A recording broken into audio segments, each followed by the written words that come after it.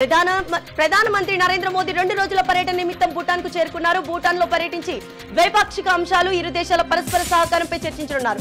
భారతదేశం భూటాన్ల మధ్య సాధారణ ఉన్నత స్థాయి సంబంధాలు మెరుగుపరిచేందుకు నైబర్హుడ్ ఫస్ట్ పాలసీ భాగంగా మోదీ ప్రభుత్వం చేస్తున్న ప్రయత్నాలపై ప్రధాని మోదీ భూటాన్ రాజుతో చర్చించనున్నారు. మద్యం పాలసీ కేసులో ఢిల్లీ సీఎం అరవింద్ కేజ్రీవాల్ ని ఈడీ అరెస్ట్ చేయడాన్ని పంజాబ్ ముఖ్యమంత్రి భగవంత్ మాన్ ఖండించారు. మీరు కేజ్రీవాల్ ను మాత్రమే అరెస్ట్ చేస్తారు, కానీ ఆయన ఆలోచనలు బంధించారు. కేజ్రీవాల్ ఒక వ్యక్తి కాదు, ఆలోచన విధానం, తామంతా ఆయనతోనే నిలబడతామంటూ ఎక్స్ వేదికగా కేంద్ర ప్రభుత్వంపై నిప్పులు చెరిగారు.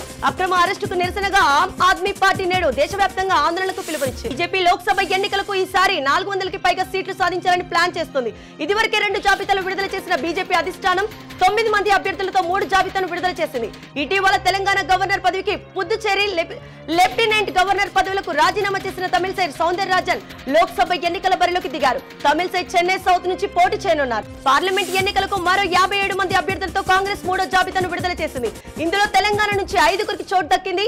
పెద్దపల్లి నుంచి గడ్డం వంశీకృష్ణ, మల్కాజ్గిరి స్థానం నుంచి సునీత మహేందర్ రెడ్డి, సికింద్రాబాద్ బరిలో దానం నాగేందర్, చేవెల నియోజకవర్గం నుంచి రంజిత్ రెడ్డి, నాగర్ కర్నూలు లోక్సభ నియోజకవర్గానికి గాను మల్లు రవిని అభ్యర్థులుగా ఖరారు చేసింది. కాంగ్రెస్ అధిష్టానం లోక్సభ ఎన్నికలకు గాను 8 రాష్ట్రాలు, కేంద్ర పాలిత ప్రాంతాల నుండి 57 మంది అభ్యర్థులతో కూడిన అభ్యర్థుల 3వ జాబితాను కాంగ్రెస్ విడుదల చేసింది. కేంద్ర ప్రభుత్వం వాట్సాప్ లో పంపుతున్న వికసిత్ భారత్ మెసేజ్లపై ఎన్నికల సంఘం సీరియస్ అయింది. వెంటనే ఆ సందేశాలు పంపడాన్ని ఆపేయాలని తేల్చి చెప్పింది. దీనిపై పూర్తి స్థాయిలో రిపోర్టర్ తయారు చేసి సబ్మిట్ చేయాలని కేంద్ర ఎలక్ట్రానిక్స్ ఐటీ శాఖను ఆదేశించింది. ఈ ఆదేశాలను ఐటీ శాఖ మోడల్ కోడ్ ఆఫ్ కండక్ట్ అమల్లోకి రాకముందే ఈ మెసేజ్ పంపాలని వివరించింది.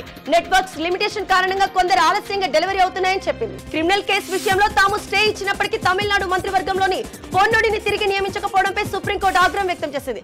గవర్నర్ రవి తన చర్యల ద్వారా దేశ అత్యున్నత న్యాయస్థానం ఆదేశాలను ధిక్కరిస్తున్నారని వ్యాఖ్యానించింది. ఈ విషయాన్ని తాము తీవ్రంగా పరిగణిస్తున్నామని సిజిఐ చంద్రచూడ్ అన్నారు.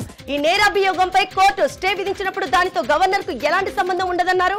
గవర్నర్ కు గడువు ఇస్తున్నామని సిజిఐ అటార్నీ జనరల్ తో అన్నారు. ఇటీవల కేంద్రం ప్రవేశపెట్టిన పౌరసత్వ సవరణ చట్టం కింద దరఖాస్తు చేసుకోవాలనుకునే వారికి సహాయపడడానికి కేంద్ర హోంమంత్రిత్వ శాఖ ఒక హెల్ప్ లైన్ ప్రారంభించింది.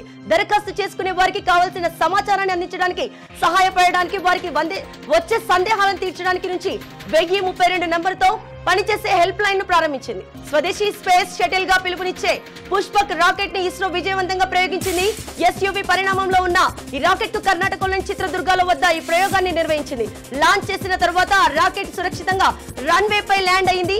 రీయూజబుల్ రాకెట్లు తయారు చేసుకోవడంలో భారత్ చరిత్రలోనే ఇదో మైలురాయి అని ఇస్రో చెబుతోంది. లోక్సభ ఎన్నికల్లో తన కొడుకే స్వతంత్ర అభ్యర్థిగా బరిలోకి దిగి విజయం సాధిస్తారని కర్ణాటక మాజీ డిప్యూటీ సీఎం కెఎస్ ఈశ్వరప్ప ప్రకటించారు. ప్రధాని నరేంద్ర మోదీ వచ్చి తన మనసు మార్చే ప్రయత్నం చేసిన ఫలితం ఉండదని అన్నారు. స్వతంత్రంగా పోటీ చేసి ఎన్నికల్లో విజయం ఖాయమని ధీమా వ్యక్తం చేశారు. బీహార్ లోని సౌపల్లో నిర్మాణంలో ఉన్న ఓ బ్రిడ్జ్ కుప్పకూలిపోయింది. ఈ ఘటనలో ఒకరు మృతి చెందగా కూలిన బ్రిడ్జ్ కింద పలువురు చిక్కుకుపోయారు. కోసి నదిపై నిర్మాణంలో ఉన్న బ్రిడ్జ్ పై భవన నిర్మాణ కార్మికులు స్లాబ్ వేస్తుండగా ఈ ప్రమాదం జరిగింది. ఈ ఘటనలో ఒకరికి మృతి చెందడంతో పాటు పలువురు గాయపడ్డట్లు జిల్లా అధికారులు తెలిపారు. గాయపడ్డ వారిని ఆసుపత్రికి తరలించి చికిత్స అందిస్తున్నారు.